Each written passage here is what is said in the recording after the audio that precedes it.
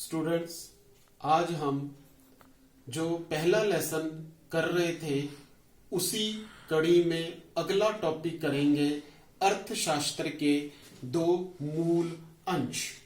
अर्थशास्त्र के जो दो मूल अंश हैं सबसे पहले रेगनर फ्रिश ने बताए हैं। रेगनर फ्रिश एक ऐसा अर्थशास्त्री हुआ है जिसने सबसे पहले 1933 में यह बताया था कि अर्थशास्त्र दो प्रकार का होता है। पहला माइक्रो इकोनॉमिक्स, जिसे व्यष्टि अर्थशास्त्र कहते हैं, और दूसरा मैक्रो इकोनॉमिक्स, जिसे समष्टि अर्थशास्त्र कहा जाता है। आज हम इन्हीं के बारे में अध्ययन करेंगे। तो सबसे पहला भाग आता है माइक्रो इकोनॉमिक्स, व्यष्टि अर्थशास्त्र। तो क्या होता है व्यष्टि अर्थशास्त्र? वह अर्थशास्त्र है जिसमें किसी अर्थव्यवस्था के व्यक्तिगत स्तर पर आर्थिक इकाइयों या आर्थिक भागों या आर्थिक समस्याओं का अध्ययन किया जाता है, जैसे मांग, पूर्ति, प्रति व्यक्ति आय या परिवार की आय। अब इसका मतलब क्या है? इसका मतलब यह है कि व्यष्टि अर्थशास्त्र वह अर्थशास्त्र होता है जिसमें हम कोई भी अर्थव्यवस्था है, इकोनॉमी है, उस इकोनॉमी में, उस अर्थव्यवस्था में व्यक्तिगत स्तर पर, व्यक्तिगत स्तर का मतलब एक एक करके आर्थिक इकाइयों का, कि अर्थव्यवस्था की जो अलग अलग आर्थिक इकाइयां हैं एक एक करके उनका अध्ययन किया जाता है। आर्थिक भागों का अर्थात अर्थव्यवस्था के एक एक भाग का अध्ययन किया जाता है। आर्थिक समस्याओं का अर्थात अर्थव्यवस्था की एक एक समस्या का अध्ययन किया जाता है, उसे व्यष्टि अर्थशास्त्र कहा जाता है। हम उदाहरण लेते हैं जैसे मांग।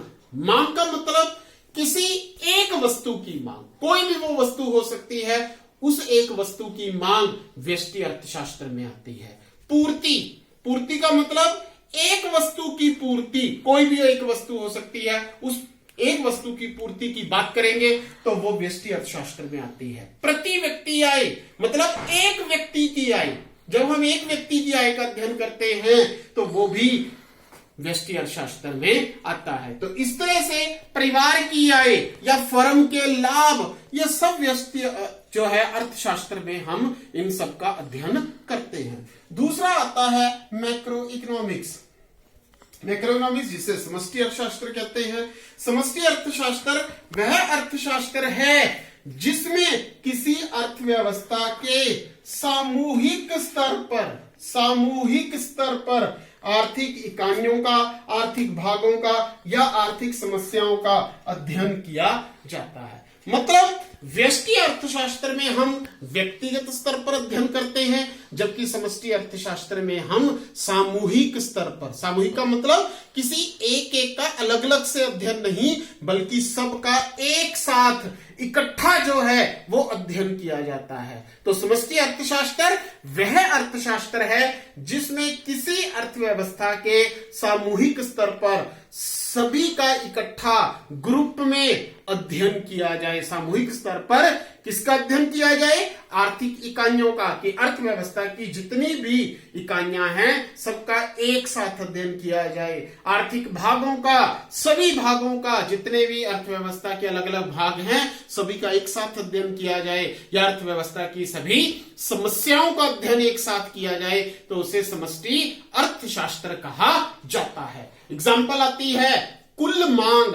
अब कुल मांग का मतलब क्या होता है कि अर्थव्यवस्था में जब सभी वस्तुओं की मांग की जाए, एक साथ उसका अध्ययन किया जाए तो वो कुल मांग बनेगी। इसी तरह से सभी वस्तुओं की पूर्ति का अध्ययन किया जाए, जिसको हम कुल पूर्ति कहते हैं, तो वो भी समष्टि अर्थशास्त्र में आता है। इसी तरह से राष्ट्रीय आय, राष्ट्रीय आय का मतलब कि पूरे देश में सभी व्यक्तियों की आय का अध्ययन किया जाए तो राष्ट्रीय आय कहलाती है, तो उसका अध्ययन भी समष्टि अर्थशास्त्र में आता है। इसी तरह से बेरोजगारी की समस्या, मतलब एक व्यक्ति का बेरोजगार की बात नहीं हो रही है, पूरी अर्थव्यवस्था में सभी व्यक्तियों की बेरोजगारी की बात हो रही है, तो बेरोजगारी की समस्या का अध्ययन, मुद्रास्फीति की समस्या का अध्ययन, तो इन सभी को हम समष्टि अर्थशास्त्र में शामिल करते हैं।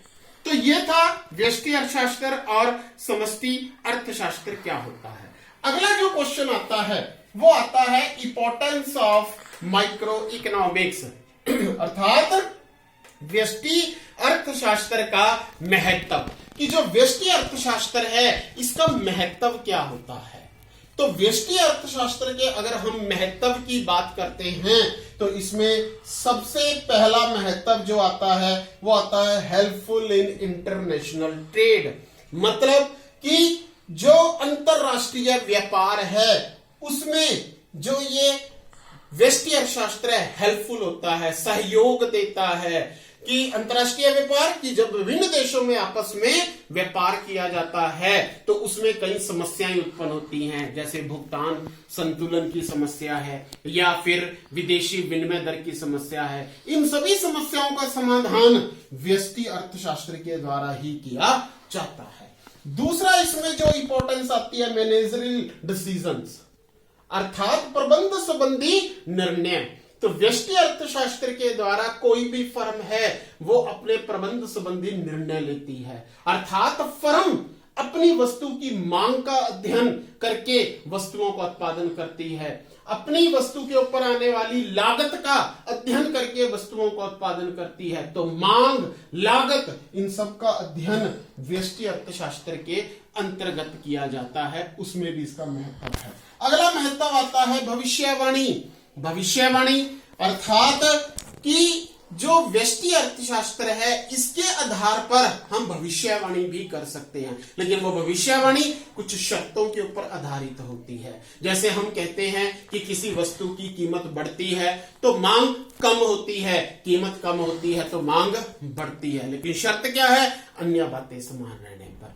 तो इस तरह से हम भविष्यवाणी भी कर सकते हैं। अगला इसका महत्व आता है ऑपरेशन ऑफ एन इकोनॉमी, अर्थात कोई भी अर्थव्यवस्था है उस अर्थव्यवस्था से संबंधित जो निर्णय हैं वो भी व्यष्टि अर्थशास्त्र के द्वारा जो है वो लिए जाते हैं। तो ऑपरेशंस ऑफ एन इकोनॉमी जो है उसमें अर्थव्यवस्था किस प्रकार से कार्य करती है उसके बारे में निर्णय जो है वो व्यष्टि अर्थशास्त्र के द्वारा लिए जाते हैं। जैसे अर्थव्यवस्था में उपभोक्ता है वो क्या काम कर रहा है, किस तरह से काम कर रहा है, उत्पादक है क्या वो सही कर रहा है, नहीं कर रहा है, तो ये सारे निर्णय जो ऑपरेशन ऑफ इकोनॉमी आते हैं।